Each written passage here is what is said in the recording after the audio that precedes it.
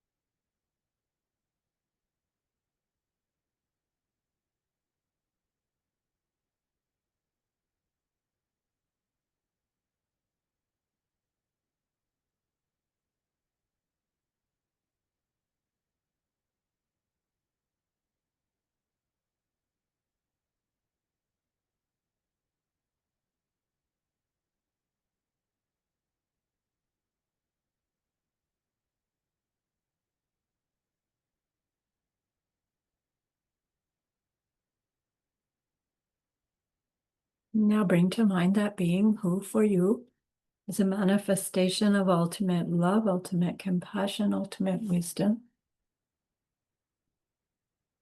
And there they are with you, gazing at you with their unconditional love for you, smiling at you with their holy great compassion, their wisdom radiating from them, that beautiful golden glow encompassing you in its light.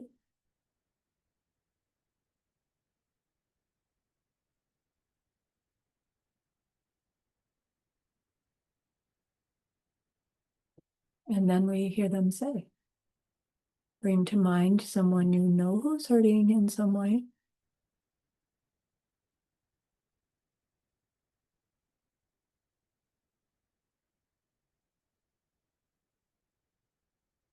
Feel how much you would like to be able to help them.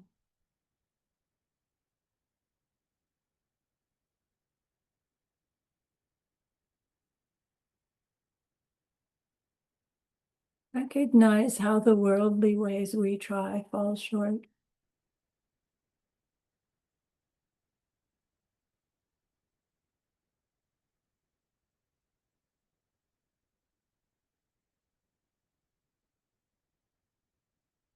How wonderful it will be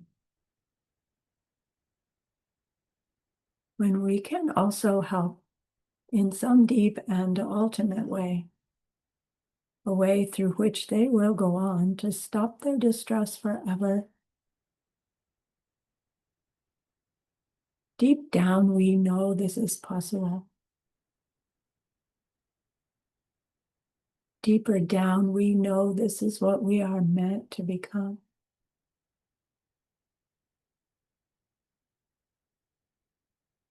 Our growing understanding of emptiness and dependent origination. Through this, we glimpse how it is possible, even inevitable.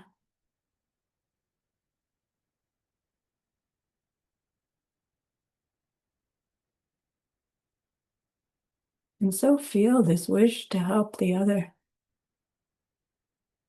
grow into an understanding of how it can happen, and so an intention, even a determination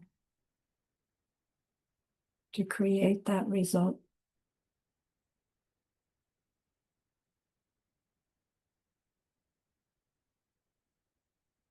And then with that determination, we turn our minds back to that precious holy being We know that they know what we need to know, what we need to learn yet, what we need to do yet.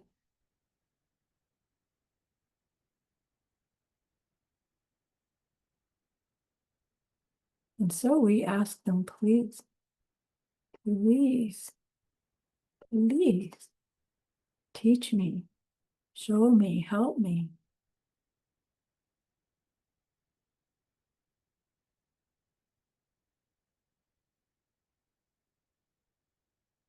And they are so happy that we've asked. Of course, they agree. Our gratitude arises. We want to offer them something exquisite.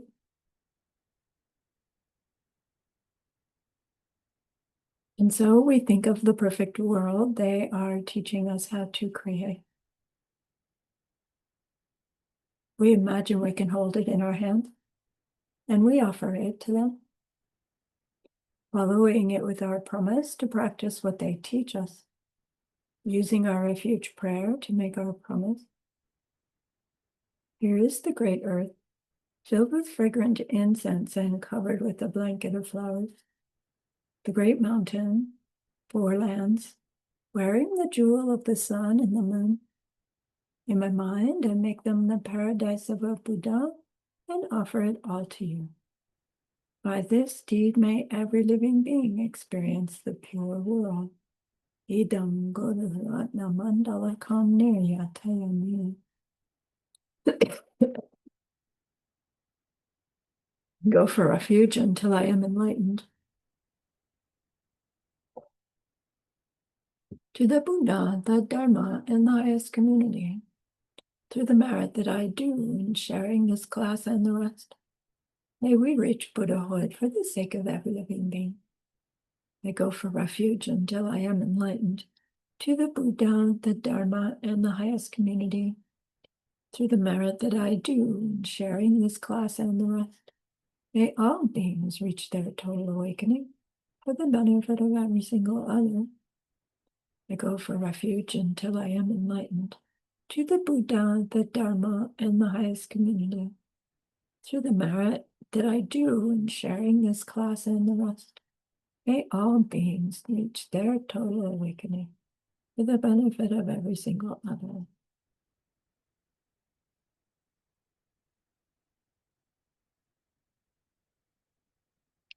We'll do class first and then the TongLen at the end this time. So we reached a part where let me go back. We were looking at Lobsang Chuki Gyaltsen's series of verses in the section where we're asking the Lama for blessings, and we're asking them to bless our mind to help us grow our bodhicitta. And it's a series of verses because growing our bodhicitta takes a series of steps, right, to be able to plant the seeds for that result. So as in the process of that explanation, Geshe Michael wanted to explain to us this thing called an act of truth. And so he goes to Nilcha Dharma Bhadra's teachings, and I'm not sure which one it's from. I'm guessing it's still this question and answer that he's looking at. And he talks about this thing called an act of truth, and I'm sure you've all heard of it already. So it's not new, but let's talk about it a little bit more.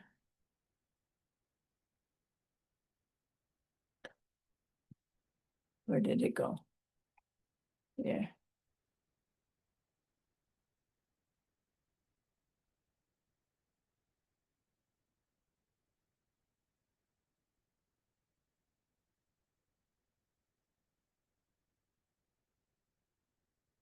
It goes bigger. See if we can be that big. So here it is, Dempe Tok. Dempe means truth, and Tok, I guess, here means the act of truth somehow. I don't know quite how the words play out because I don't know what this Y does to Dempa, which means truth. But overall, it means an act of truth. And an act of truth, we're talking about the topic because the power of an action done because of the truth of it, which I'll get back to in a minute, is a separate power, like a separate karmic influence that's in addition to the act we actually do, right? So the act makes its own imprints, but when we do it as an act of truth, then that's an additional power. So it's another way to increase the power of the seeds that we're planting. The idea being, when we plant seeds in a powerful way, they ripen sooner, which is always like a little bit debate. Do I really want them to ripen sooner? Because the longer they're in there, the bigger they're going to get, you know? So maybe I can do an act of truth and get something to ripen that ripens in a really great worldly way. And then it's like, yeah, but big deal, right? It ends up going away anyway. Whereas maybe my act of truth could have asked for something bigger. It seems to take longer. Anyway, I think you get where I'm going with that. Not to say do an act of truth in order for something to happen, 6 million lifetimes from now. Not like that. So Geshe-la's example of an act of truth, he uses Gandhiji's method of getting British rule out of India. And he seemed to have known that no worldly method of fighting the British would get them out, that it was going to take some wisdom method, and that he saw that, or knew that if they did the right thing,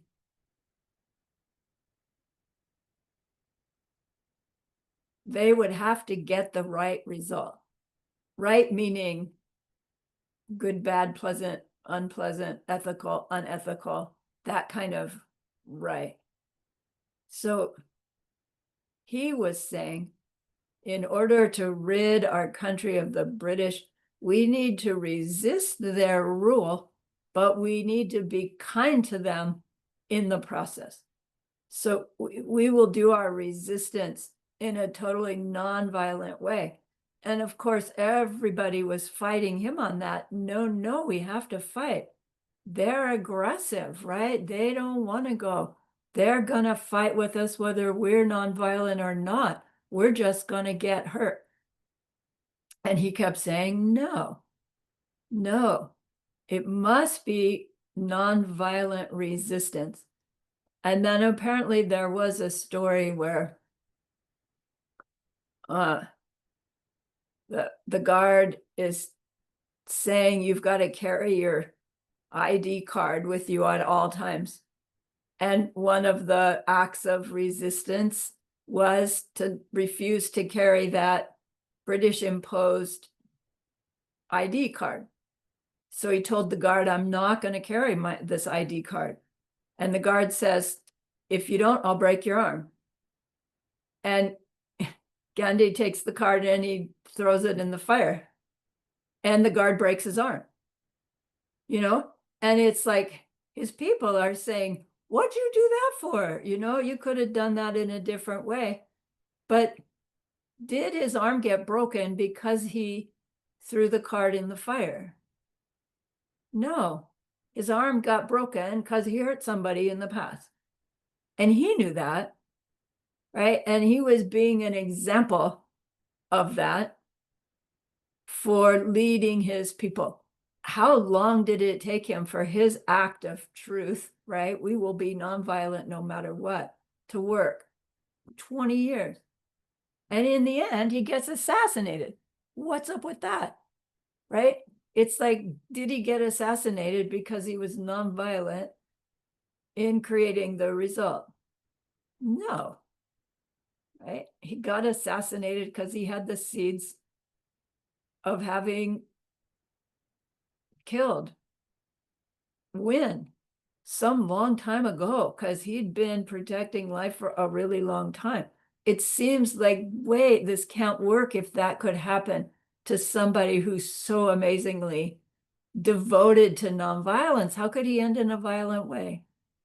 You know, but it's like we don't really know what he experienced, and that's a hard one too. It's like, come on, he experienced himself dying. Did he? He experienced himself getting shot. Did he? Like, we don't really know, but that's dangerous because we could take that and say, well, I can kill that gnat. I don't know, I don't know what they're really experiencing. Maybe when I kill the gnat, they're going to see themselves in the clear light. That's great. I'll kill 3 gnats. Like, wrong result, because the result of those seeds is going to be somebody saying, hey, maybe if I kill you, you'll get enlightened instead. And justifying harming me because I justified harming somebody else, even if it was just a gnat. So these ideas of truth at all cost are a little bit slippery. When we think we have the truth, but we're sort of fooling ourselves and choosing an action that we actually want to do. And so we somehow twist our emptiness and karma understanding to justify doing it when, deep down, when it comes back to us, somebody doing that to us, we're not going to like it. In which case, it wasn't a wisely done act, was it? So an act of truth is this mental state that we put onto our choice of our action, but also as we do the action. And it becomes like our dedication prayer that adds to the action, not just the action's goodness, but this additional power of, I'm hearing myself say and know that the reason I'm choosing this action to do is because I understand karma and emptiness well enough that I understand that by doing this action, I must bring about a positive result, regardless of what looks like happens from what I just do. So when we make this determination, right, it adds this additional factor to that series of seeds we planted as we are doing this deed. So Geshe says, anytime we have a problem in life, we have a conflict, we have a clash of worldview, right? Once we know worldview and we have a problem in life, we have a clash of worldview because there's a worldly reaction that we want to do. And then with worldview, we're taught, is that really the thing to do to bring about the result that I want, given what I know about karma and emptiness? And when we do that, we realize that there's nothing I can do in my moment that's going to bring about what's going to happen in the next moment, and may not even bring about what happens 2 weeks from now or 6 months from now. But we're still operating in this idea, I'm going to choose my action according to the result I want to get. And that's how we are functional adults, right, in a human world, is to think and act like that. Highest worldview says that doesn't work. It doesn't work to bring about the happiness that we want. It doesn't even work to bring about the job promotion we want, right? So an example of this would be, suppose, right, we're in line for a promotion at work. There's a promotion available. And so we make our application. We think we're the best one for the job. And we know Bob makes his application too, because he thinks he's the best one for the job. old worldview says, okay, we're both in competition for this job. I'm gonna like be the best I can while they're watching so that I can show that I am the best for the job. Or, right, our highest worldview, maybe even our active truth, would be, I'm going to take every opportunity I can to sing Bob's praises to anyone who will listen. I'm going to point out how great he is for that job, right? It's like suicide, right? Job promotion, suicide, to put in your application and then sing the praises of your competition. And we can do it as this active truth. If it's true that in my application for this promotion, I am doing my best to point out how Bob is great for the job, then, right? And here's the kicker. Our active truth could be, then may I get the job. One way to say it. Another would be, if, right, I'm doing this, because I understand karma and emptiness, then may the highest and best happen for everyone concerned. So then, right, we keep doing that until, they decide who gets the job. So suppose Bob gets the job. When we're still in worldview, we'll be thinking, wow, great, I helped Bob get that job. He wanted it so bad, right? His wife's going to be so proud of him. That's so great for Bob, right? My ordinary worldview is, darn, I should have gotten that job, and I'm not so sure Bob really is right for that job, so I'm not really sure how well I'm going to work with him, right? There's all this stuff that could come up. Or we might think,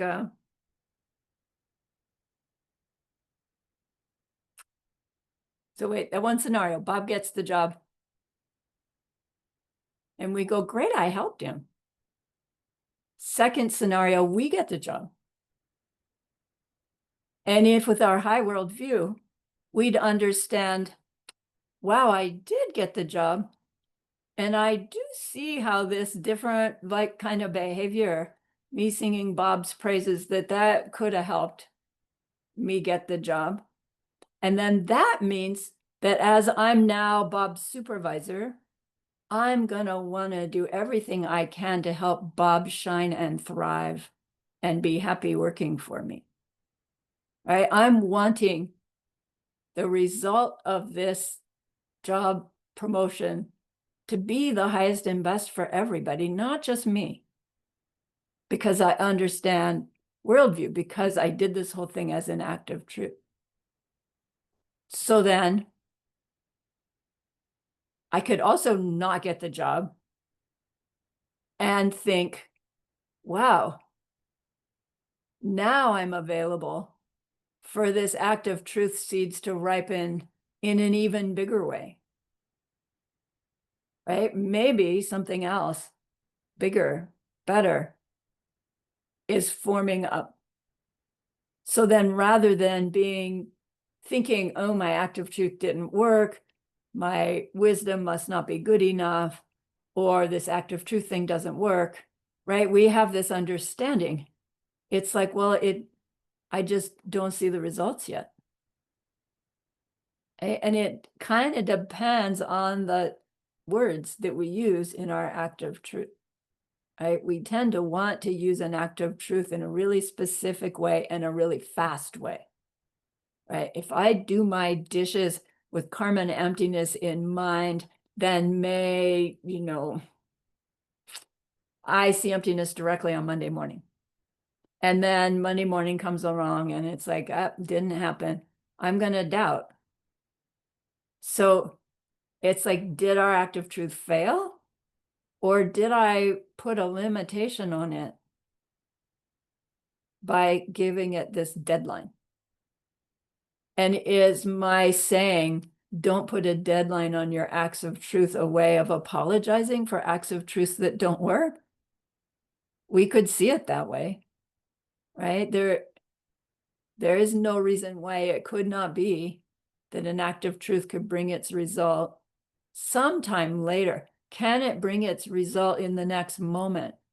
No, nothing can. Seeds have to ripen. They take time to ripen, even acts of truth seeds. The only time that seeds are not taking time to open seems to be when we are omniscient. But I'm not so sure it's not still the case. It's just that we're perceiving all of them meanwhile, somehow. I don't know quite.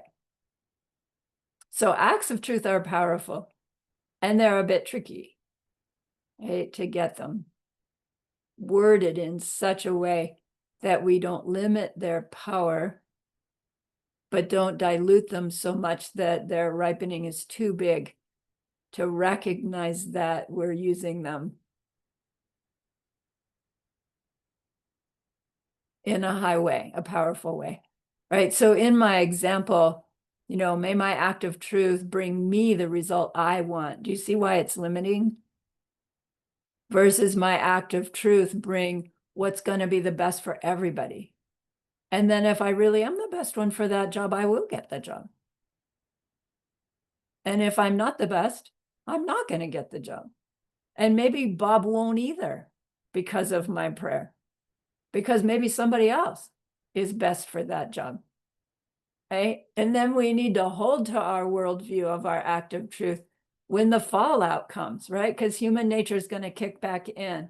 What? They didn't choose me and they didn't choose Bob. And who the heck is this third person? And what do they know? And right? Our mind's going to do that instead of go, wow, right? Whoever this is perfect for the job. How can I help them shine? Worldview, right? It seems crazy. Crazy powerful. Okay, so Geshe says about acts of truth, if we keep it up over time, this extraordinary power becomes so liberating because you know that you are always acting from the highest level of behavior you can act. Like you're doing the right thing, regardless of what could be the apparent next outcome. Like you're acting separated from the need to create this result in the moment. And it really seems like we've become ineffective human beings, but in fact, we become much more effective in dealing with life. Geshe uses the term fearless. We become fearless. Because regardless of whether pleasure or displeasure is ripening, we know we're doing right the highest thing in response, which means we're burning off the negative, even the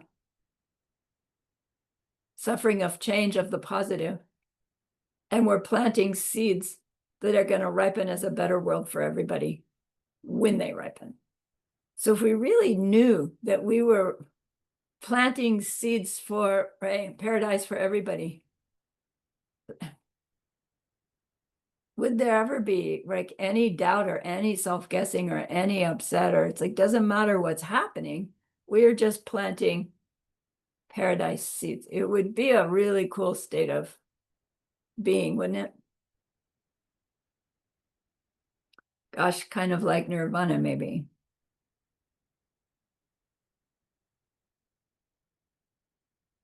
So until we get there, we are going to have misperceptions about what is the right thing to do, because we can't see the direct cause and effect. But we have a carefully born understanding and guidelines about what behavior to avoid. And when we take those and flip them into the positive, that tells us what behaviors to train in. So we have our 10 non-virtues and their opposites. We have our pratimoksha vows, whichever ones you have, and their opposites. We have our bodhisattva vows. We have the 6 perfections, right? When we get higher, we have diamond wave vows. We have behavior guidelines. So we're not left on our own to try and figure it out. Thank you so much, right? Because it would take 3 times 10 to the 60th countless eons if we didn't have guidance. All right. Doing the right thing karmically can only bring a pleasant result. Even if it seems like in the next moment it brings an unpleasant result, what we did the moment before is not the cause of that unpleasant result. Really, whether what we did the moment before was kind or unkind, it still is not the cause of what happens next. We understand that, but it's hard to divorce the two. So an act of truth is that when we do a right thing, according to karma and emptiness, to swear by doing it.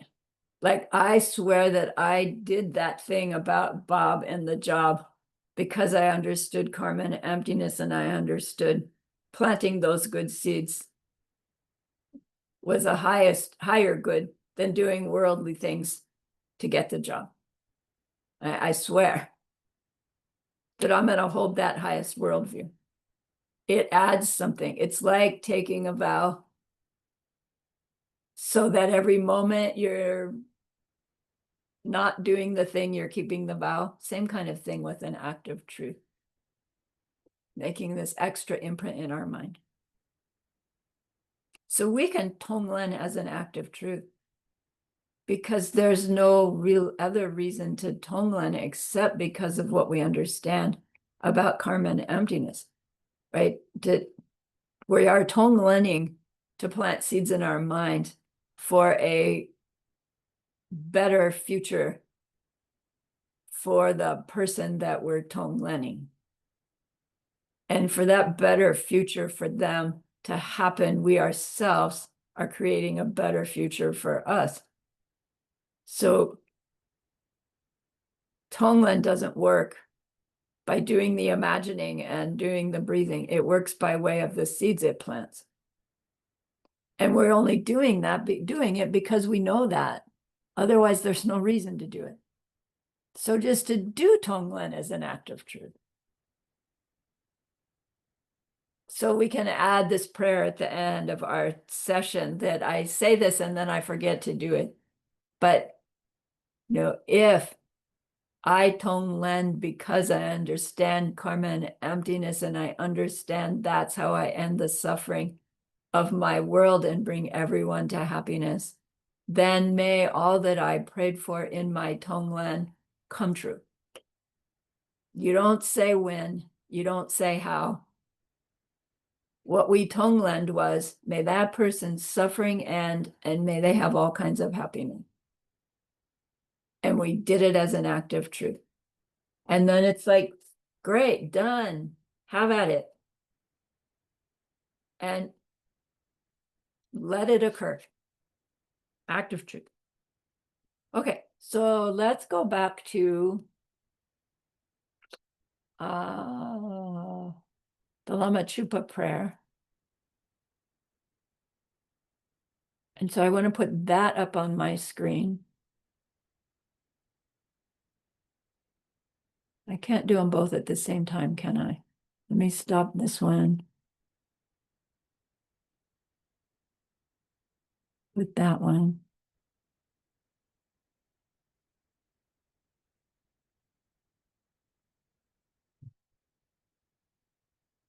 Wait, I did that wrong. What do I do?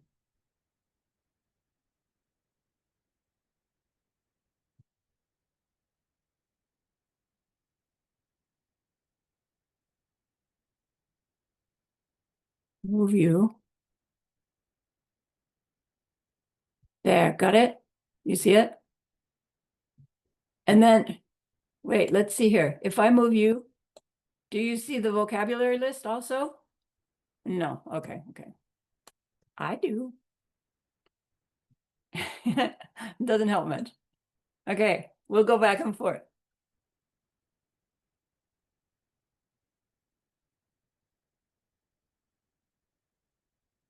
So for the interest in time, I just want to start here to remind us where we were. I'm going to read these verses and then stop on the one I want to talk to you about, okay? So Lobsang Chuki Gyaltsen is instructing us to ask the Lama for the blessings to grow these series of steps that will cultivate our bodhicitta, I must become totally enlightened in order to help all those beings, my mothers, that I want to repay because they were so kind to me and they are suffering so badly out of ignorance, technically my ignorance. So right, we're trying to grow that state of mind. So one of his verses, he's leading us up. He says, bless me to see that cherishing all these mother beings and the wish to see them all reach every form of happiness is the door that leads to infinite numbers of perfect personal qualities.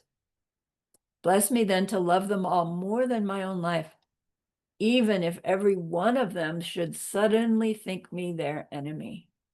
So, we don't actually, it could happen that as you're getting kinder and kinder and kinder,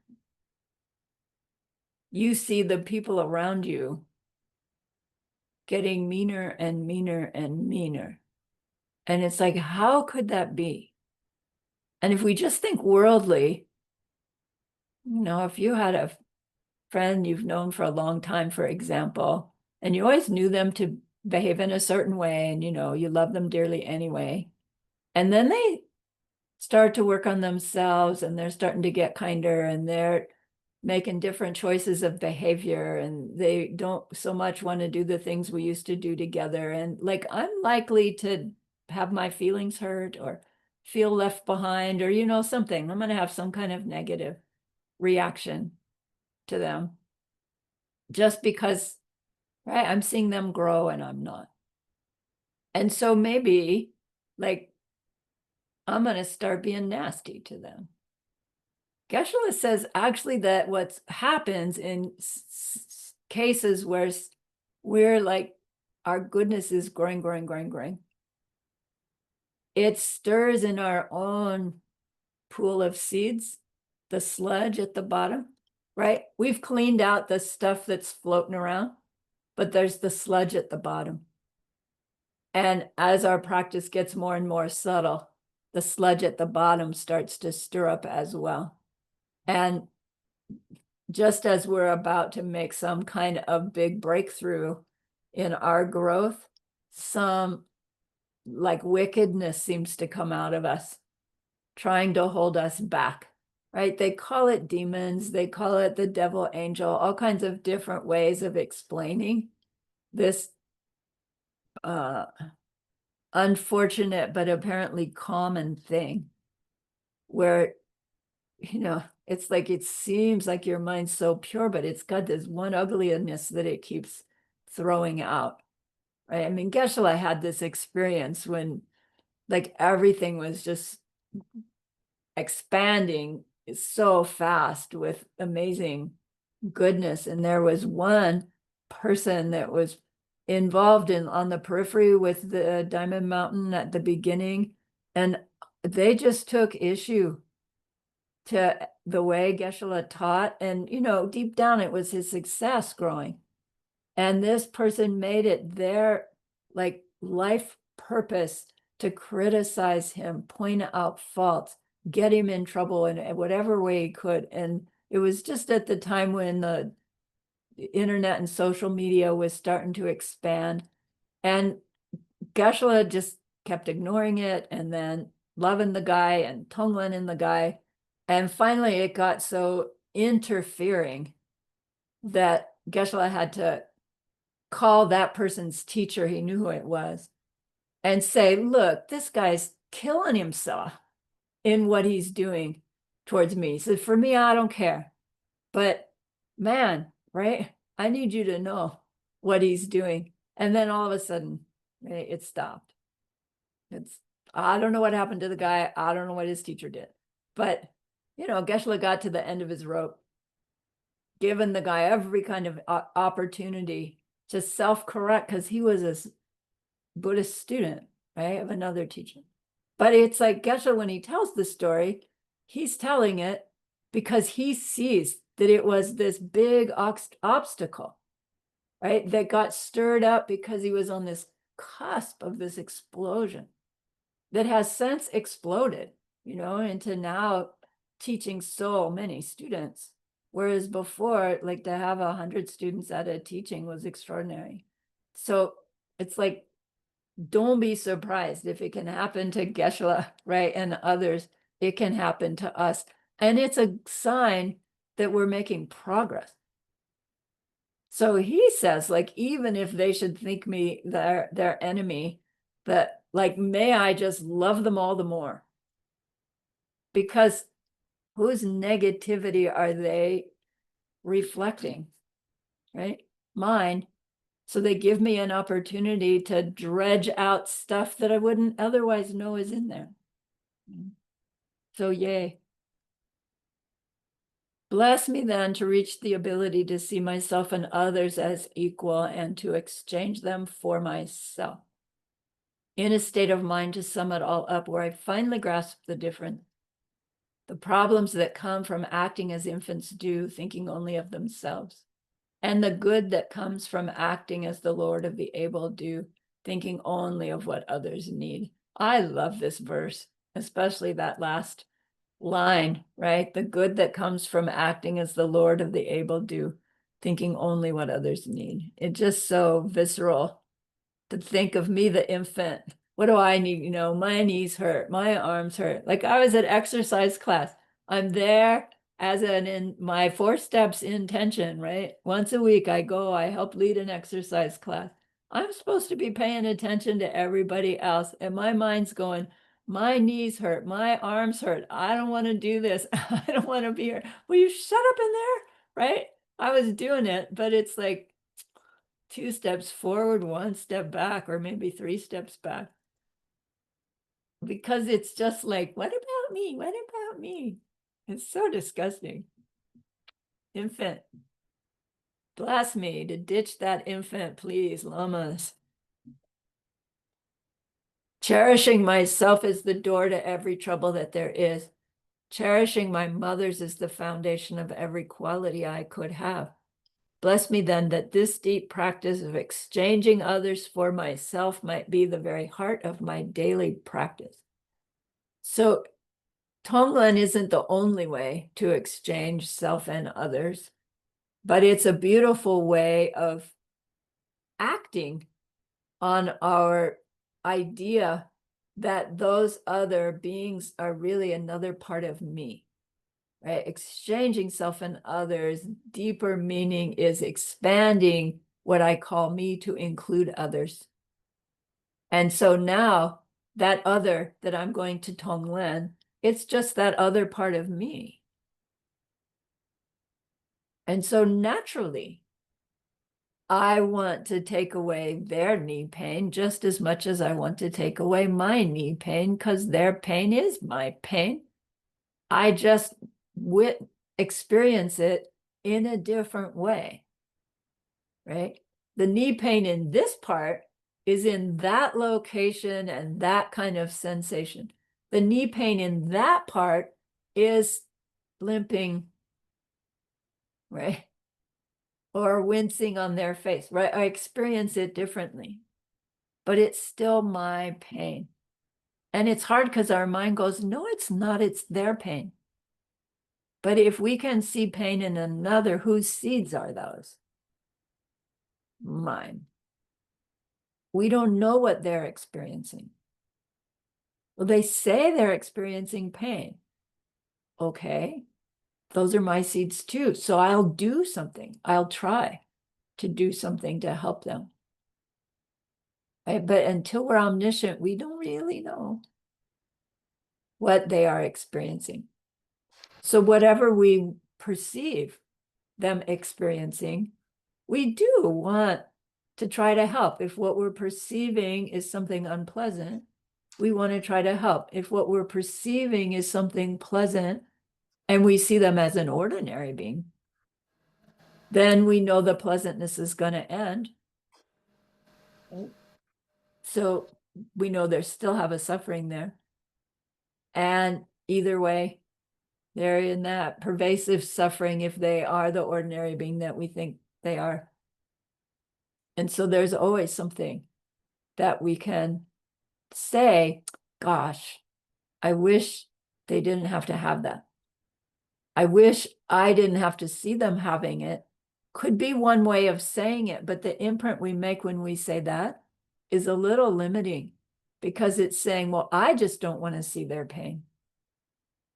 That means, I could go blind and I won't see their pain. Or it means they could leave my life, right? I'm still a suffering being. They just go out of it so I don't see their pain. But when I say, no, I want to stop their pain, right? That's bigger than just not ever seeing them again and not knowing whether they ever stop their pain or not. I don't want to do it for myself. I want my action to help them in that highest way. And when my wish is for them, I'm planting seeds to see them that way someday. Versus just to see me seeing them or even not seeing them. We want our seeds to be planted to include them. And when we do, it's natural to want to stop their suffering and give them happiness because that's what we do for our me all the time. Right? We are already habituated. Every time I hurt, I want it to stop. Every time it feels good, I want it to go on. It's so automatic that when you think of that other me over there, that I just experienced differently than this me, I want the same thing for them, don't I? And it's a beautiful, extraordinary practice, exchanging self and others, expanding self to include others. And so bless me, my holy Lama, bless me, Lama of compassion, that every living being there is may find every kind of happiness. Let all the evil deeds and obstacles, let all the pain that ever comes to every living being, every one of them, my mother, come and ripen upon myself, ripen upon me now. And let any goodness I ever do and all my happiness be sent away to others. So we learned last class, this is the TongLen verse, right? It's the one that we say that sets us up to do the practice with the breath, etc. Right? It's not describing the breath, but it's saying the state of mind, state of heart, from which we TongLen.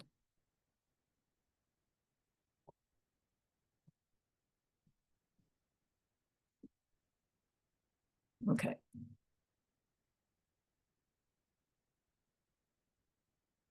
This world and every being who lives upon this world are filled with the results of every wrong ever done.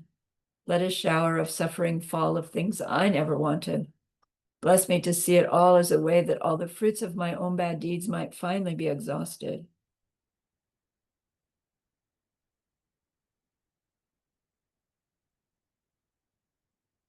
Bless me to learn to turn every problem that ever comes to me into a path that takes me further.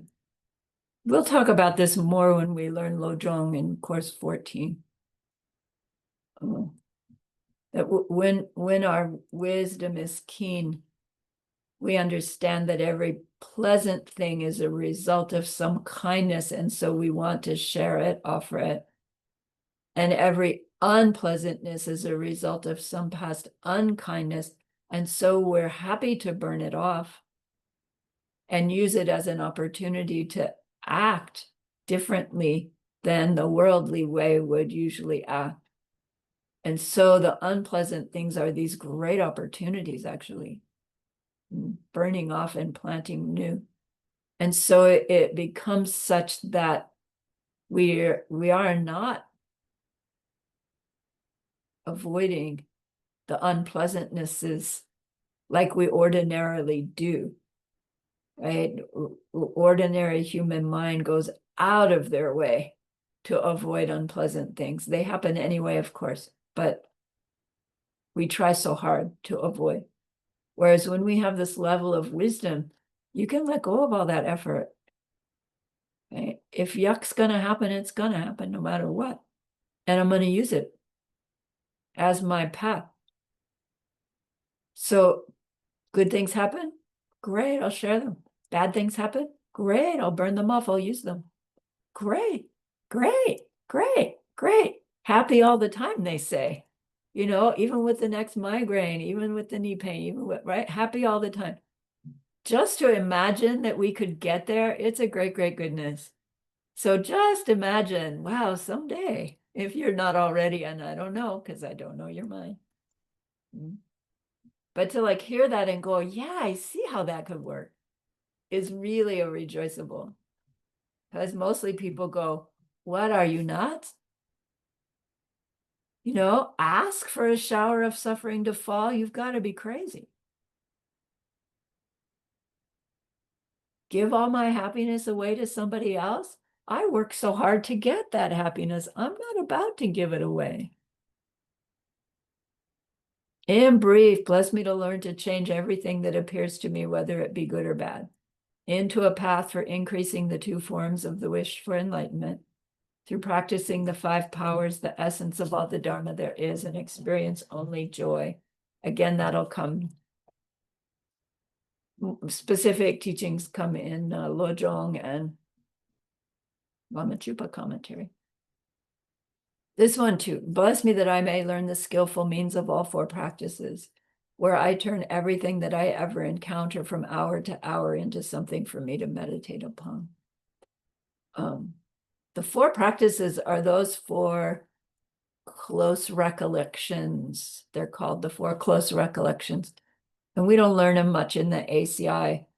But when we learn the Heart Sutra with Khedrubje's meditation, that series of 4 steps, that's really similar. Wow. When we did it in retreat, who was there? Katja, you were there. When we did it during the days of the retreat, we looked at this aspect and this aspect. We were doing the four close recollection. Anyway, never mind. We'll learn it later. Bless me that I bring great meaning to this life of leisure and fortune, using the teachings to practice developing the good heart and all the various commitments and the different kinds of trainings. Right? So again, all these verses have been, let me develop my bodhicitta, my wish to reach total enlightenment for the sake of all sentient beings, bodhicitta. Right? The deceptive wish that's not deceptive, it's just happening in appearing reality. Here's the important verse. Bless me to use the mystic machine of giving and taking, riding on the breath, love and compassion, and the willingness to free all beings myself, to practice that one thought, the wish for enlightenment, to free every living being from this vast sea of suffering. So we have 2 verses that are specific to TongLen practice. That one that says, bless me, Lama, compassion. And this one, bless me to use the mystic machine of giving and taking, TongLen, riding on the breath. Where what I'm doing with that breath is acting on my from my compassion, trying to take away their suffering, and acting on my love, trying to give them everything that they want, with this willingness to do so until all suffering in all beings is gone, and I see them with every kind of happiness. Is that possible? To reach a point where we see no more suffering in our world.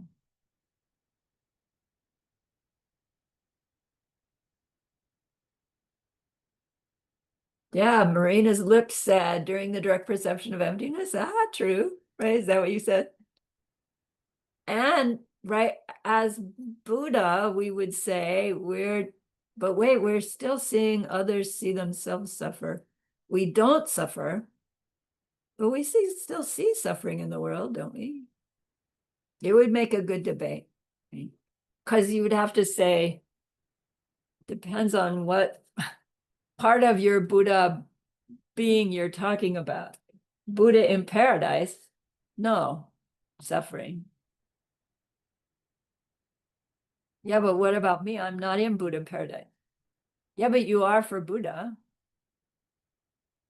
Wait, like how can I wait, right? It's like we want to hit those because it makes us think, oh yeah, there's how I perceive myself and there's how they perceive me. And there's how they perceive themselves and there's how me perceives them. And those are all different, aren't they? But wait, they perceive me perceiving me in the wrong way. Right.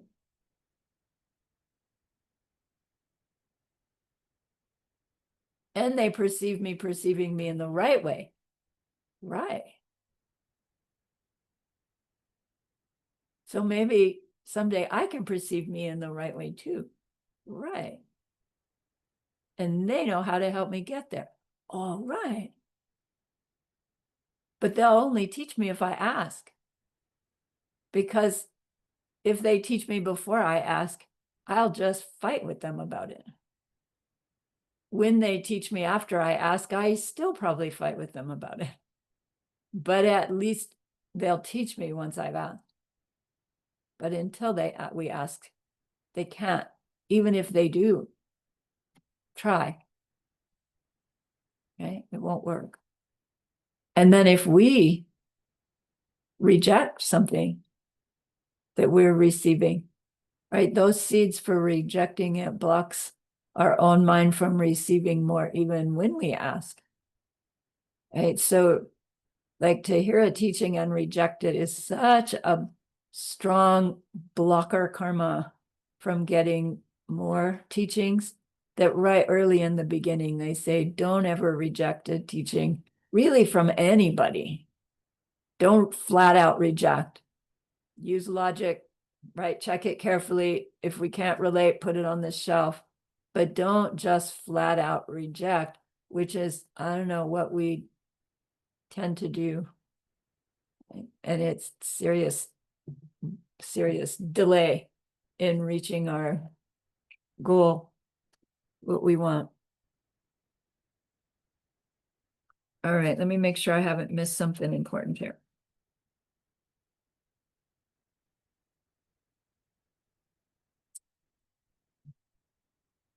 So this first, the mystic machine. In the TongLen reading, Geshe-la translated as the crane machine. Crane as in equipment, an equipment crane, which is this big piece of equipment that has right, it has a bucket, and then it has these arms that have different segments to it. And the guy in the box, he can make that crane go down to the ground and you can put stuff in it. And then he can make that crane go up until it's so high, right? Because the crane's at the top.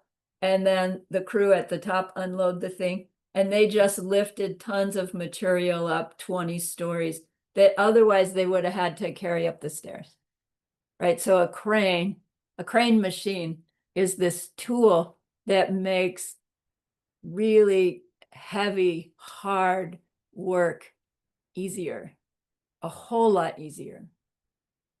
So this is what the mystic machine is talking about. How miraculous, like suppose we were the beings who built the pyramids, right?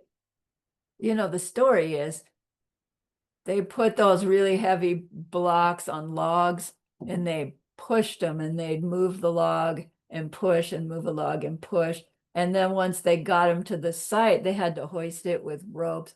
I mean, imagine somebody drives up with one of these crane machines, you know, and it's like, excuse me, guys, here, I'll help you. Put that block here, up to the top, put it here. They'd all be going, whoa, miracle, right? Mysticism, you must be from God or something, right? Because it would be so miraculous. TongLen, using our breath to TongLen is as miraculous as a crane showing up to lift the blocks onto the top of the pyramids in Egypt time, right? Miraculous machine. It's cool because it's like, TongLen? It's so simple, right? All you have to do is think to do it. And then phew, you're breathing already. Exactly, right? The simpler, the better, but it's incredibly powerful. Why? First of all, because it's motivated by compassion. We've grown our compassion big enough to be willing to witness somebody's distress and have the thought, gosh, I wish they didn't have to have that. And then have the thought, gosh, I wish I could do something. And then have the thought, all the worldly ways I try, I'm willing to do those things, but I know they won't be ultimate. And I would really like to help their pain go away for good someday. I know. I'll imagine it. I will imagine taking their pain away forever on my breath, right? We'll see why. So, like that thought, train of thought, needs to happen somewhere along the line for us to buy into TongLen practice. You don't have to be thinking it every time you see somebody and want to TongLen, but you see somebody and want to TongLen because you've run your mind through this train of thought and you realize, oh my gosh, it is true that I can actually help them by TongLening because of the seeds I change in my mind will ultimately help them in that deep and ultimate way someday. Will it take away their knee pain now? Maybe, maybe not, right? Worldly, probably not. But actually, possibly, because maybe you've TongLen them before in some past life. And your TongLen now is the ticket, right? That your own heart needs to see them get a miracle. It's possible. Hasn't happened to me. Well, not from TongLen, but requires compassion and to want to act on the compassion. Then the love is the piece. It's like, well, just to have them free of suffering isn't quite enough. I'd really like to see them have everything that they could want, worldly things, and of course, ultimate things. Like ultimately, our love is, I would love to see them reach their own Buddhahood or whatever it is they call it in their tradition. You know, I'd love to see them reach heaven at the feet of God if that's their belief, whatever their belief of the highest thing that they can reach. It's okay to wish that for them because we're using the term Buddha them and Buddha paradise emanating for what we mean by what they say, not meaning we're correct and they're wrong, but not imposing, right, our belief onto them. It really takes me to an aside when we're in a position where we might want to be trying to help somebody who's in the dying process and they're not Buddhist, but they do have some spiritual belief. We would want to know what their spiritual belief is and give them the guidance to their ultimate goal, right? Use the words that they're familiar with rather than the words we're familiar with in order to help that guide their mind to what we call the clear line. And then, you know, maybe after they're dead, you can go back to the words that you're familiar with because they'll understand. But anyway, again, for a different teaching. So let's take our break. I see I yacked right through it. I'm going to let the recording run so I don't have to stop my screen share. So there'll be a pause.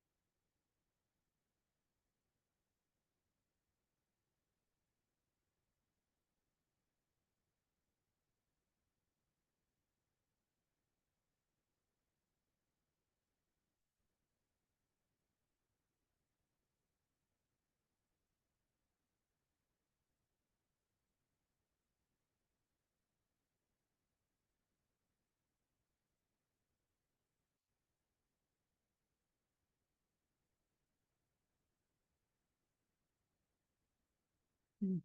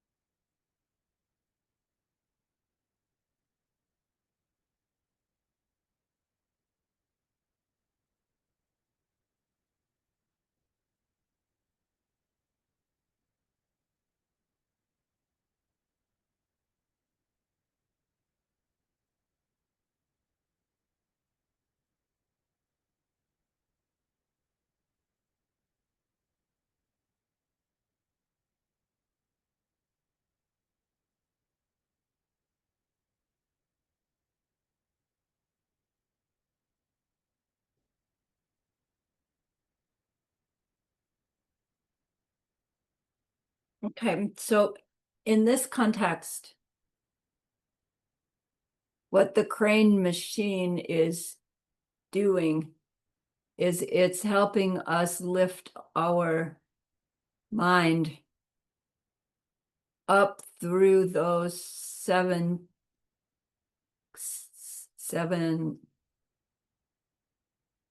step cause and effect method to bodhicitta. So in his verse, he's only mentioning love, compassion, the willingness to free all beings, and to hold our mind on that one thought, the wish to reach total enlightenment. And the 7-step cause and effect, if you recall, first, the 8th part or the first part is to grow our equanimity and then see all beings as our mothers so that we want to repay them, so that we want to be kind to them. That's growing our love, which from which we're able to take the suffering away. And then we realize it's my responsibility to take their suffering away. And then we realize, oh my gosh, I can't really do it until I have the state of mind of omniscience that knows directly what they need to give up and what they need to take up. And so that sequence we see in the words Yeong Jumpa Laksam Namdak and Changchub Semke, which is what are the Tibetan words that are in that verse. Yeong Jumpa is this pretty love. It's the love for the mother, but the sense, the Yeong Jumpa, the Yeong means pretty, pretty love, the kind of love one has for their only child. You know, so we're saying that there are all our mothers, but the love for them that we have right now is the feeling as if they were my 3-year-old child and they just, fell down and scratched their knee and they think they're going to die. And I realize, oh, my dear, right? It's going to pass. You're going to be okay. That kind of sweet, amazing love where they can do no wrong. Yeah. Then Laksam Namdak is that personal responsibility, which is a long story. Well, you don't have time to go into it in depth now, but it's the sense that, they're my mother that's hurting. If there's a group of people standing around and one person falls in the river, you don't like look at everybody and go, okay, who's going to go get her? It's like, wait, my mom, you jump in, right? That personal responsibility. But this goes way beyond that. This is the personal responsibility for any distress that we see in anybody. It's my seeds ripening. And then this almost sense of desperation. Like I can't really help them in any lasting way until I'm Buddha. I've got to reach it. And I'm going to use them, right? In a positive way of use them. I'm going to open my heart to them so that I can become that Buddha for them. Right? It's their pain that's making me want to be Buddha, much more than my own pain. So this sequence is what the crane machine is taking us through. We're not working on it step by step in our TongLen practice, but this is the result it's going to have by doing it. Okay, so let's switch back to the verse. Yeah, let me grab that. And like that. And that. And the bus. There we go.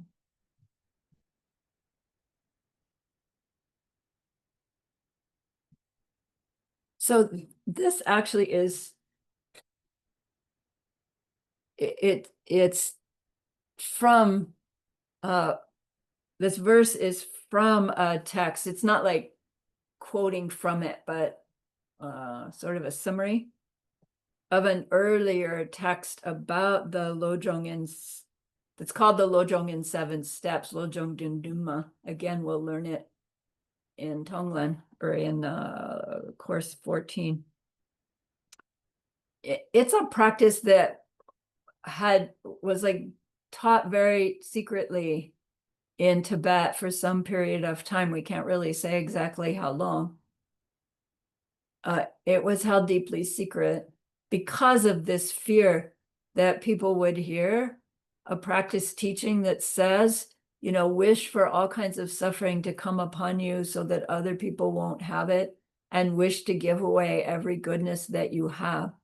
And they were afraid that most people would hear that and say, you've got to be nuts, right? I have so little, I struggle, right, to take care of my family.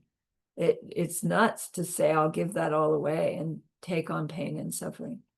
And yet that wish coming from a state of wisdom that says why I grow that wish is actually one of the highest methods of reaching our total enlightenment.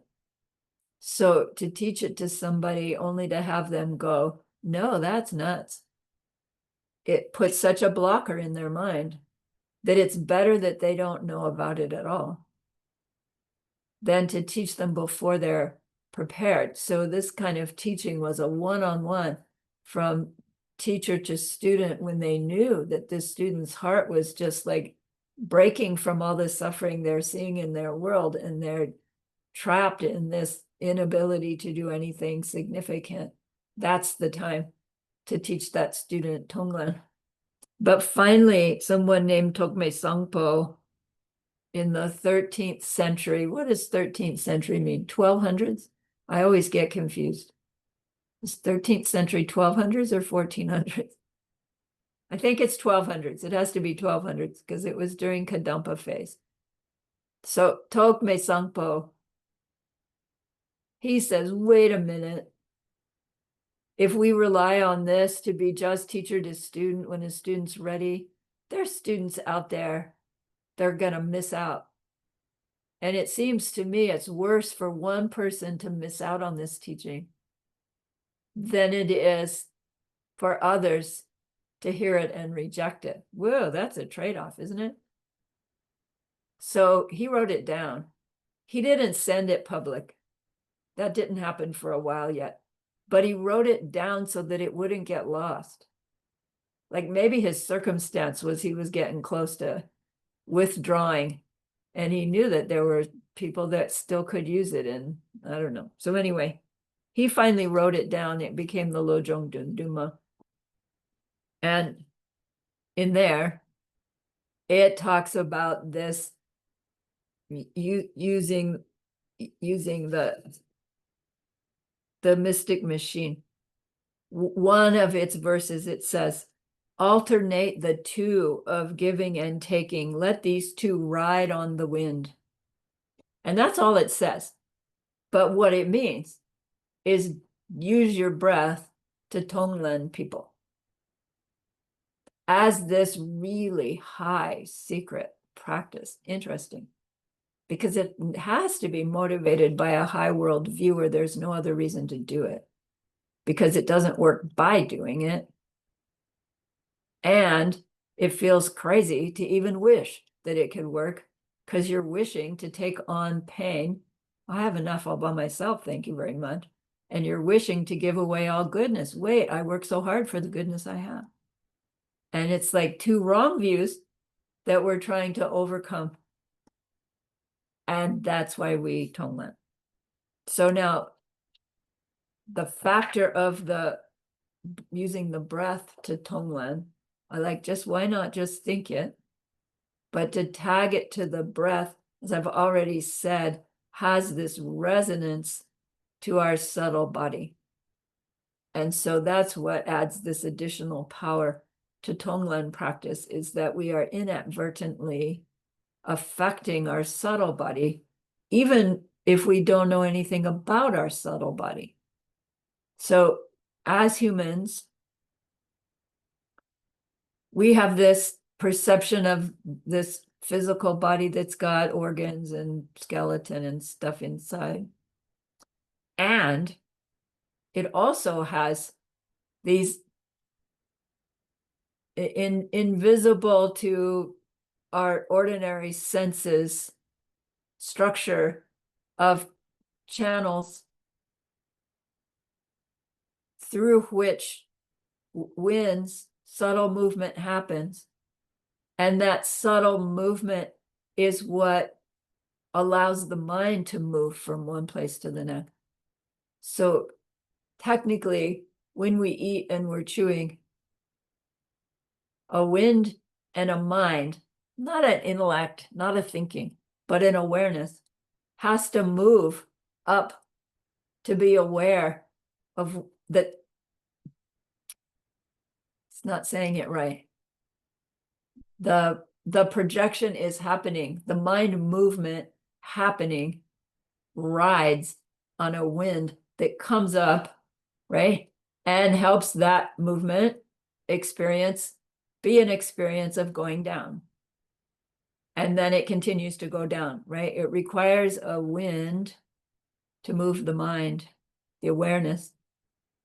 And the mind movement affects the wind, and the wind affects the mind. And they both travel in these, they call them channels, but they're more like pathways.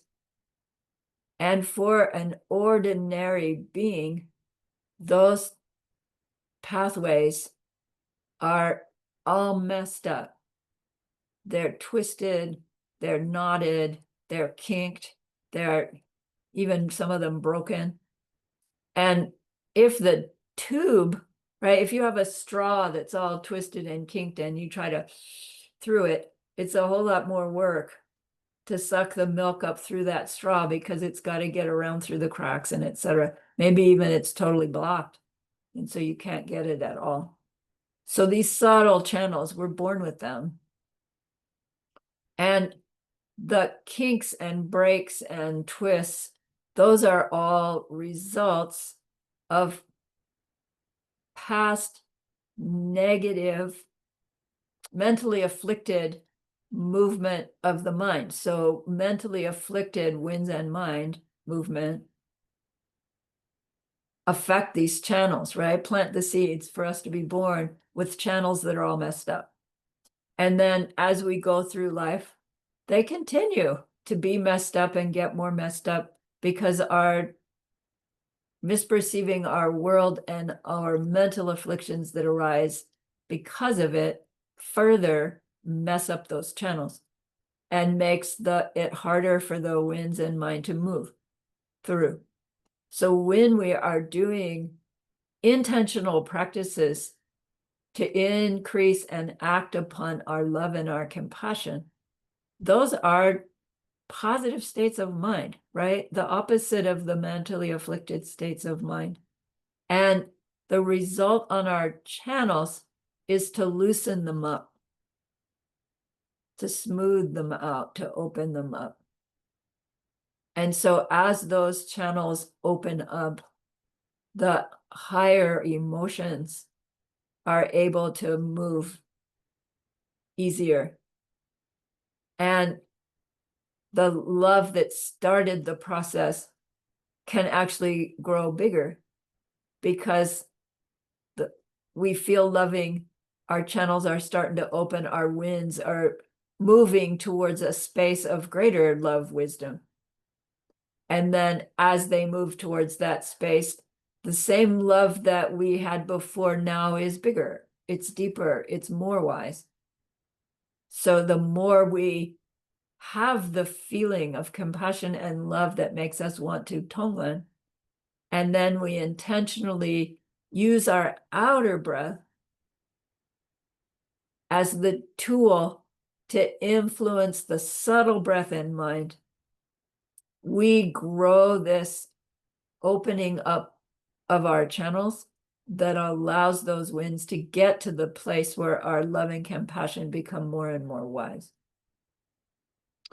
The breath is not the wind in the channels, but the breath is a reflection of how smoothly or not smoothly the subtle winds and mind are moving inside the subtle body.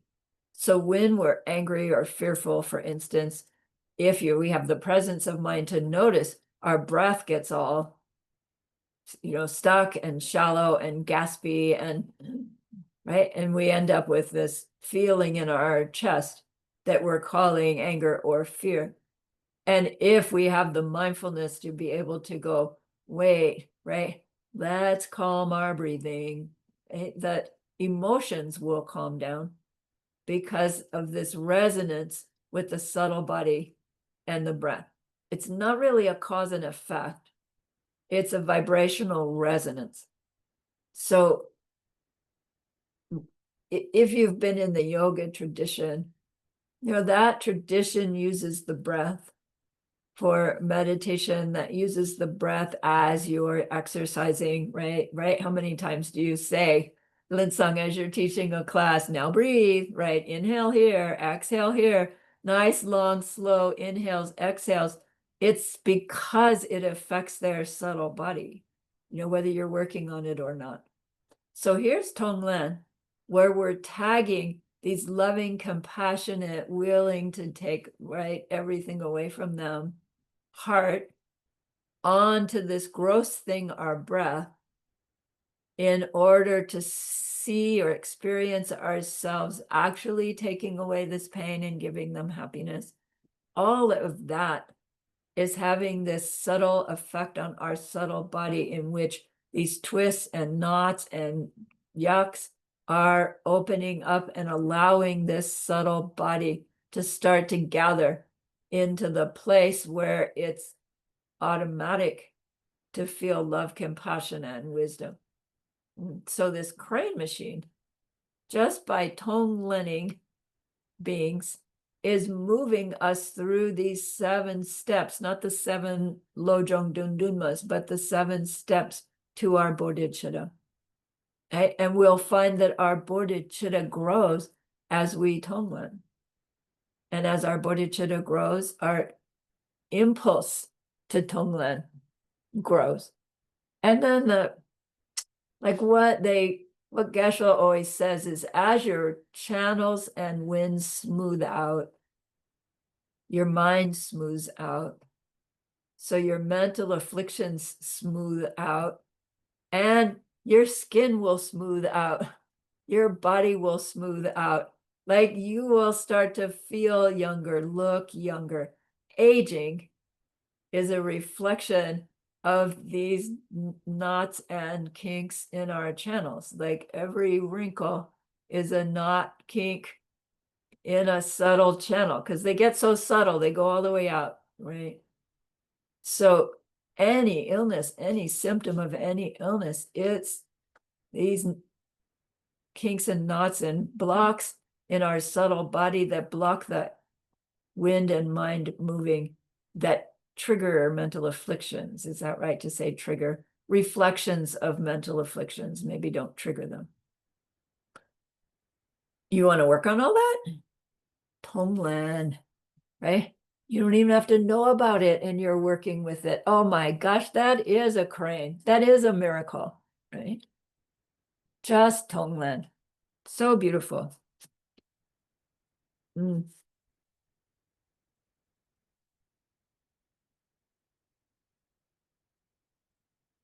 So at this point, though, in the instructions on TongLen, they say, given this understanding about the subtle body, there is now then an additional benefit to, as we're using our breath on TongLen, to do an intentional practice of bringing the out breath and the in breath to be the same length on any given out breath, to have the in breath be the same length.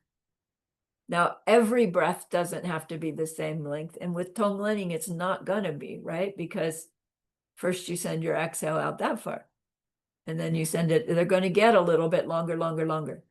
But every time it gets longer, for the purpose of the crane machine subtle body influence, we want to use our inhale the same amount of time. So if you're visualizing the breath going out, like a ribbon or a wisp of smoke or something, I had said before, leave it there as you inhale and then push it further. At this point, they say, no, it goes out and it comes back in because now it's going to be the same length. And the next one goes out a little bit further, comes back in, further, comes back in, so that your exhale and inhale are always matched.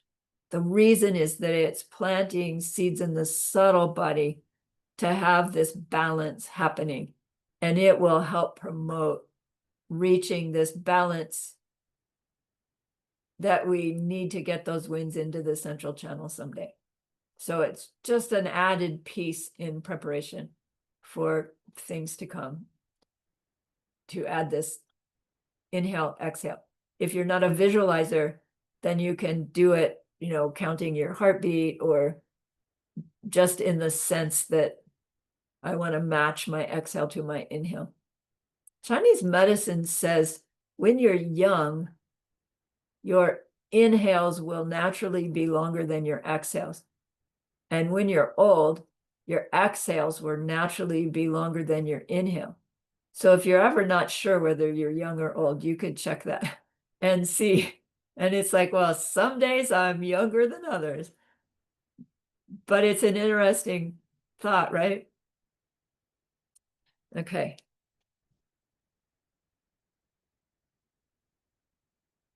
7:30, good timing.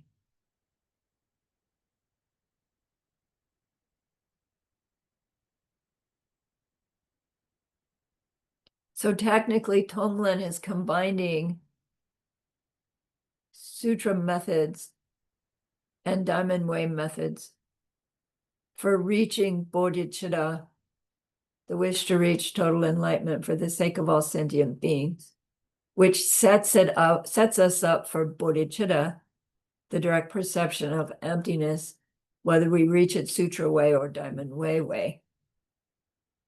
TongLen is a beautiful method to set that process to happening. Mm-hmm. All right, let's do our session, shall we? I'm going to mark it here.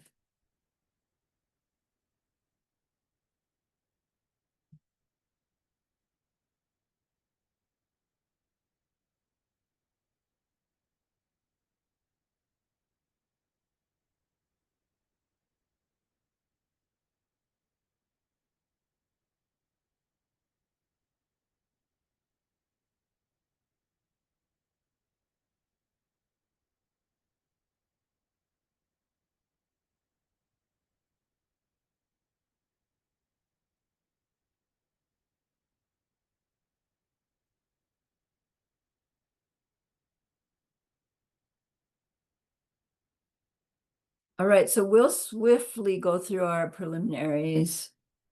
And then let's use a different person than before. Maybe you don't have to. Still someone you're fond of, right? Someone you love as our person to TongLen. And then we'll do the taking, and then we'll add the giving in this session, right? So we'll do the taking a little bit faster than before so that we can learn the giving part. Okay? So settle your body so that it's firm and upright, relaxed, so that you can forget it.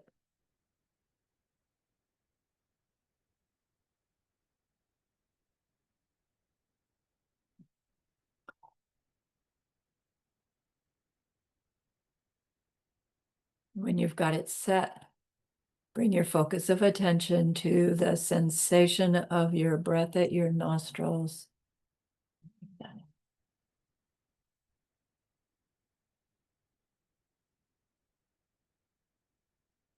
Use the breath at the nostrils to tell your mind, okay, focus here. Turn on your clarity, brightness of mind.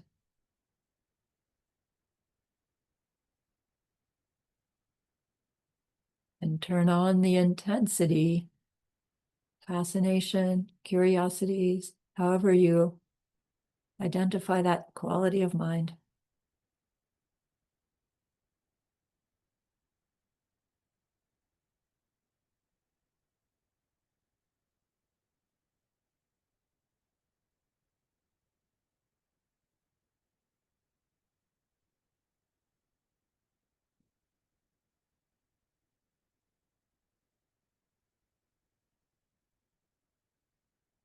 Keep adjusting until you find that sweet spot.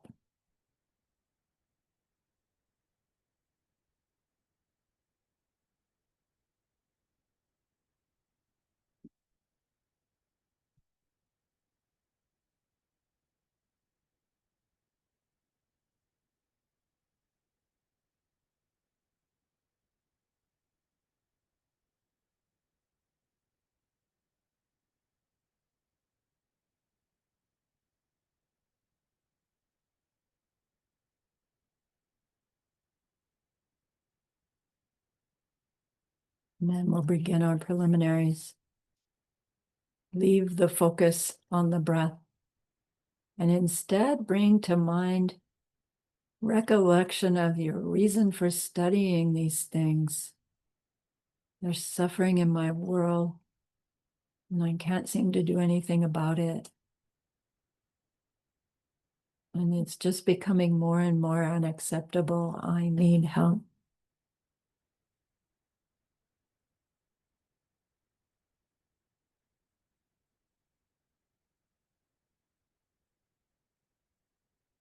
When that feels strong, we again recall that precious holy being.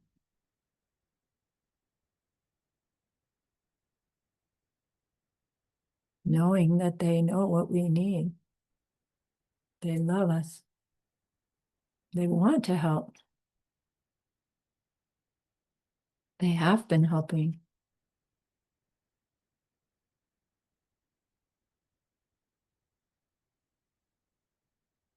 Think of your refuge in them,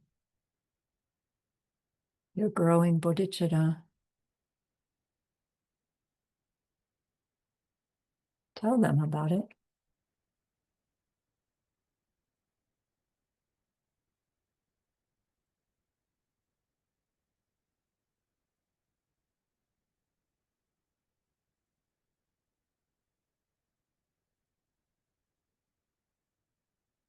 Think of their good qualities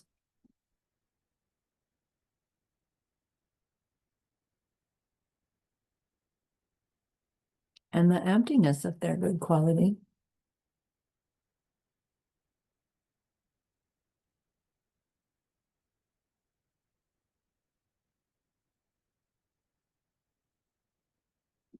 And think of your own qualities and the emptiness of them.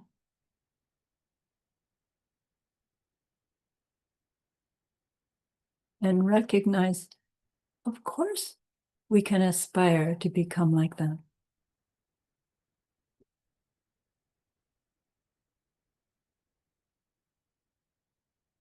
My emptiness is the promise that I can reach seeing myself like that. Please help me.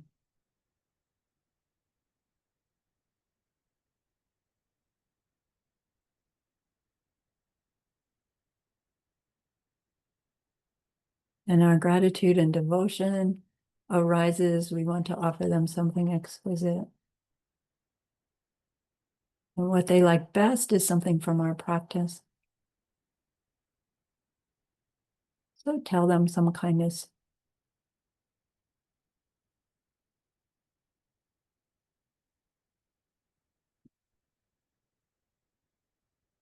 See how happy they are with you.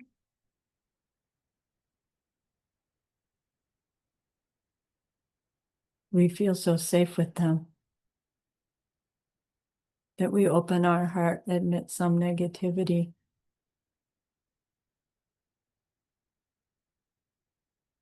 Some seed we have.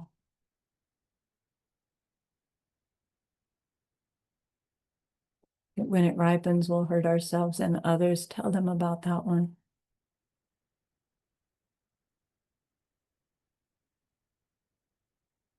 Feel your regret born of wisdom.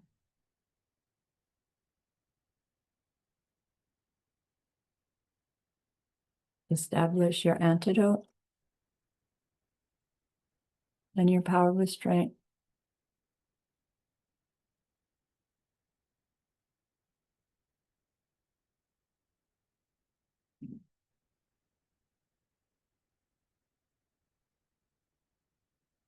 And know that when you accomplish those two, those seeds will be damaged.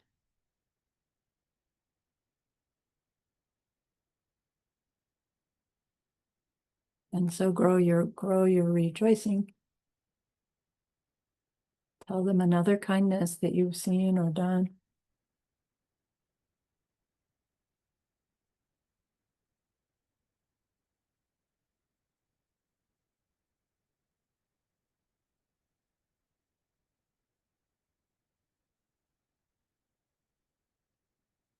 Ask them to please stay close, to continue to teach you, guide you, inspire you.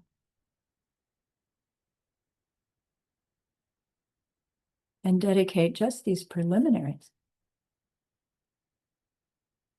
to that bodhicitta, opening your heart.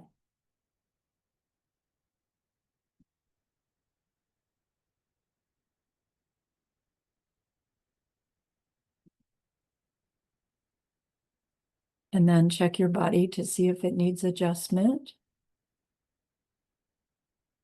If it does, now's the time. If it doesn't, you can stay put.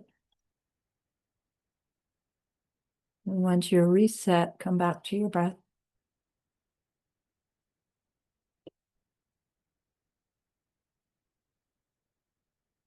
Reset the focus, reset the brightness, reset the intensity.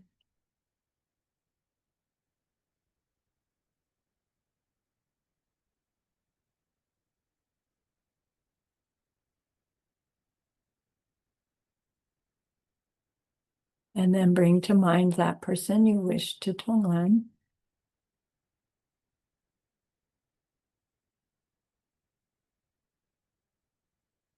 Imagine that you know where they are. And that invisible you can be there, right? Close to them.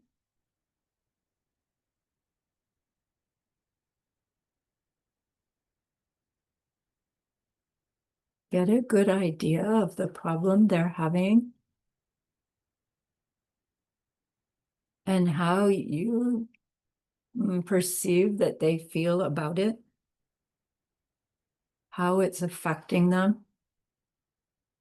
Be as specific as you can.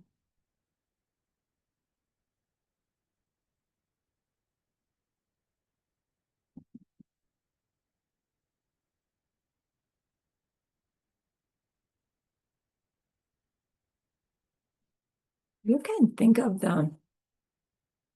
They're another part of me.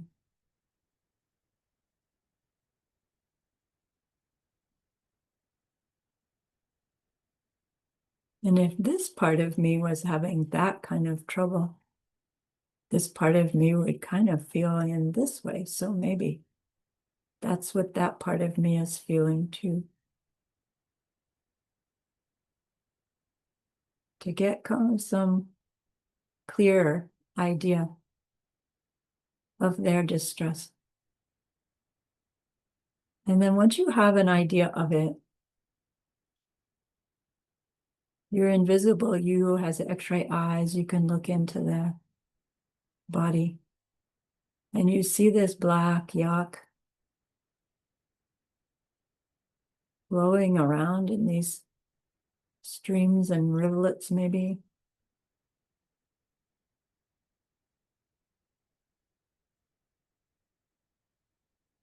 And you feel your compassion for them. You wish you could reach in there and take all of that black yuck away. And you think, oh, I can TongLen.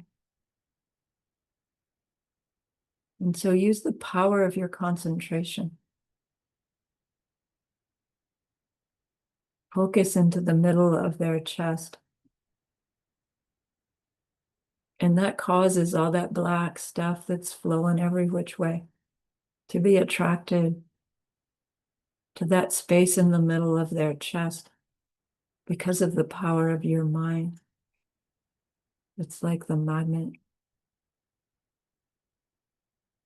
Use about 5 breaths to gather it all into that tight little ball of black.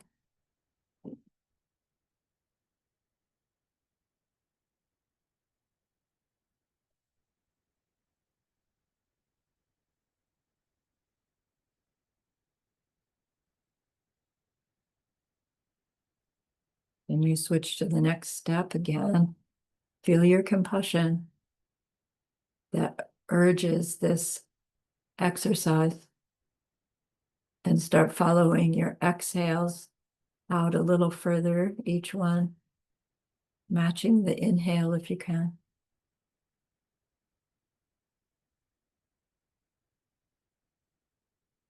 Use about 5 breaths to get that exhale into them and hooked into the little ball of goo.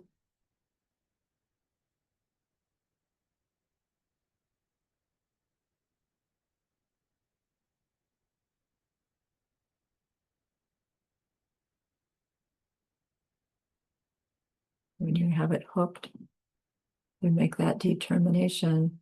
By the power of my compassion, I'm going to take this from them. And switch your focus to the inhales. It starts to crank that black ball up. Use about 5 breaths.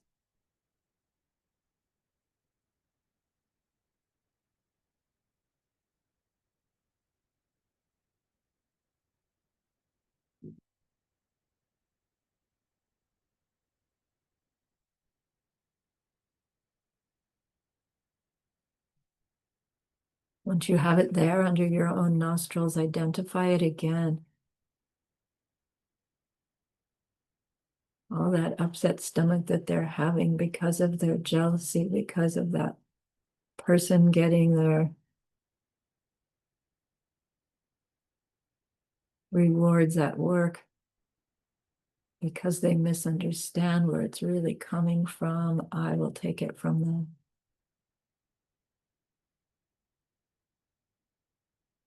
Then leave the black ball there. Look for the flame in the middle of your own chest. Ah, there's the source of why I even see that kind of suffering in my world. The flame of my own selfishness, my own past jealousy, my own, driven by my own misunderstanding.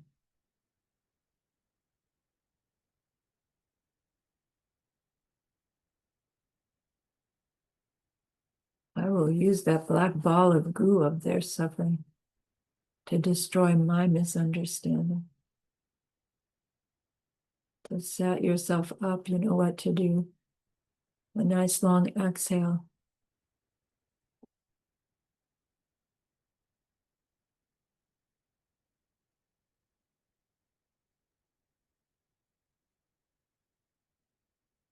And then sit in that absence, breathing normally. Enjoying that freedom.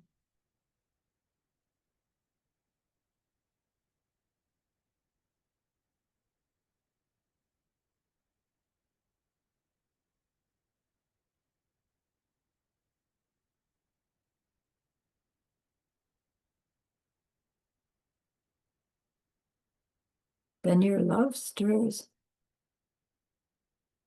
And so your mind again goes out to that other person.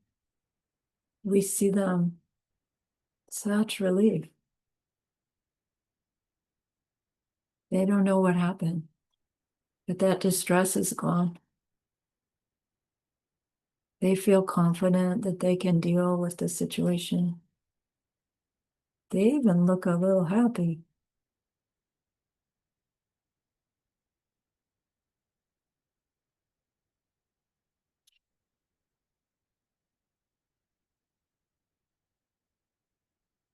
And our love grows more.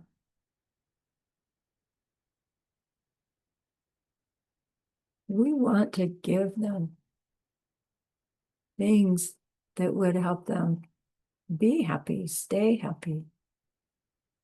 Whether they are material things that would make them happy temporarily or help their life be easier, or relationships, or spiritual goals, anything, physical things, emotional things, mental things. And be specific. What are they longing for?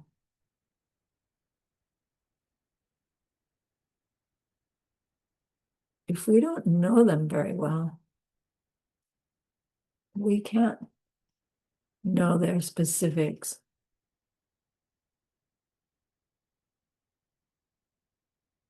If they're that other me, we can think based on their distress, what kinds of things might help them.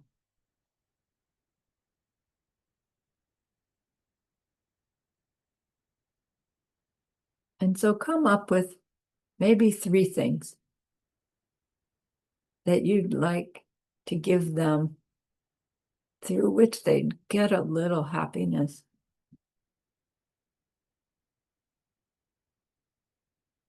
Even if we're mistaken, we're acting from our love.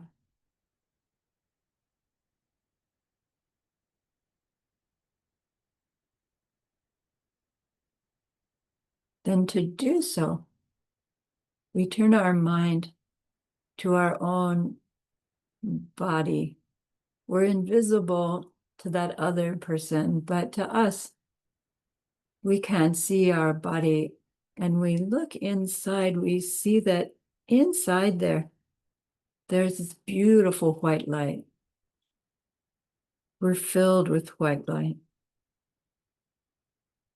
And that with our exhales, we're seeing a beam of this white light comes out on our breath, riding our breath.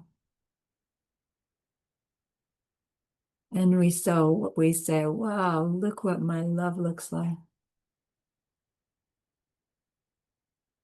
And we send that breath of love out towards them. This white light going towards them.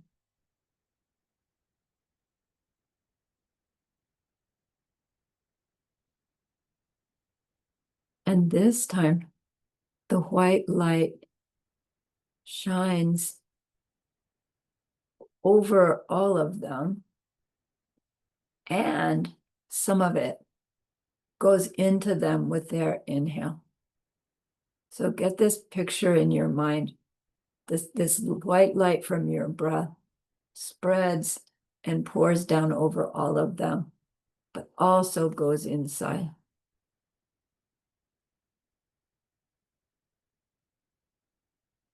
So as you breathe it towards them, it goes out and pauses while you take the matching inhale. And then you breathe it towards them again.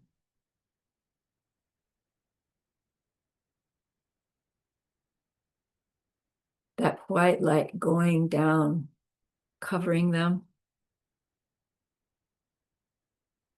is giving them the outer things they wish for. It's as if as they look at their life through this beautiful white light that you've surrounded them with, that they see this amazing change in their partner, or they see their car no longer breaking down on them, or they even see their favorite meal served to them.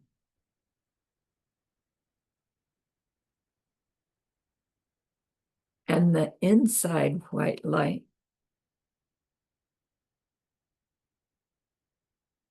is giving them the inner things they wish for.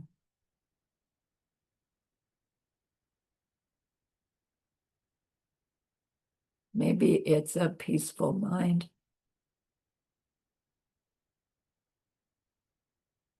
Maybe it's some kind of forgiveness.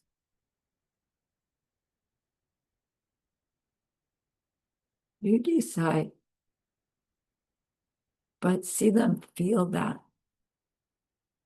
Be specific. It's like our breath of white light is Santa Claus.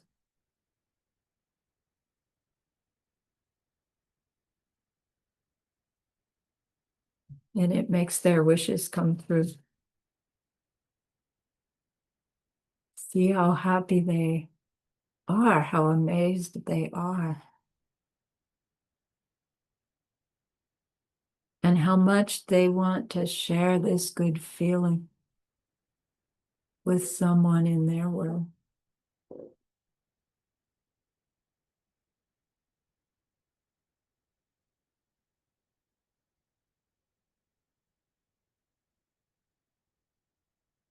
Feel your own satisfaction with having helped them in this way.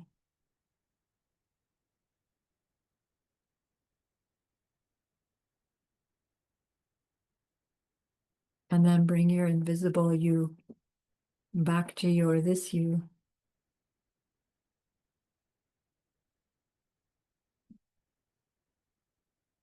Feel your own happiness.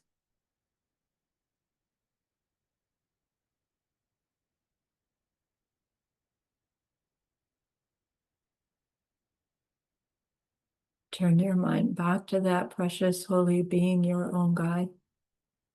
See how happy they are with you.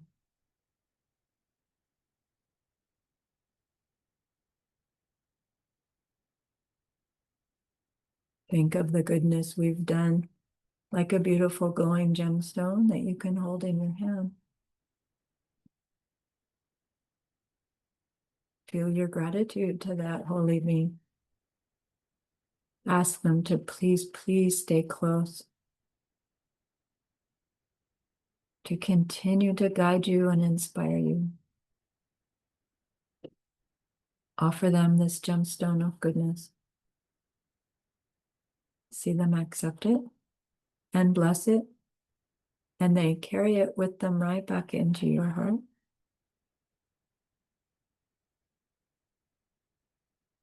See them there, feel them there. Their love, their compassion, their wisdom. It feels so good, we want to keep it forever. And so we know to share it By the power of the goodness that we've just done, may all beings complete the collection of merit and wisdom, and thus gain the two ultimate bodies that merit and wisdom may. That's our usual dedication prayer, but it is also a version of an act of truth. Another one says, by the power of the blessings of Wangan Thus, by the power of the truth of karma and emptiness, by the power of my pure willingness to free all beings myself, may all that I have prayed for here so purely come to pass.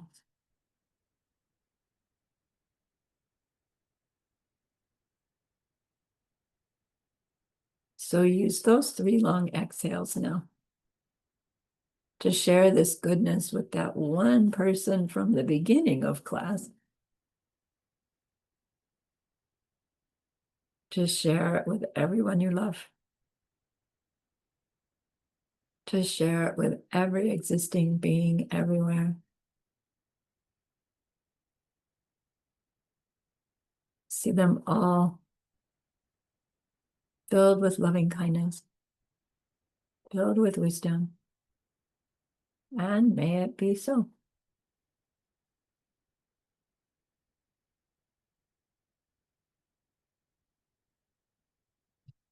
All right, well done. We are one step closer to perceiving our own body and mind as the body and mind of an enlightened being because of what we just did. So hooray. Be happy. All right. I'm stopping the recording. Any questions, comments, problems with your practice? Stopping. I'm stopping.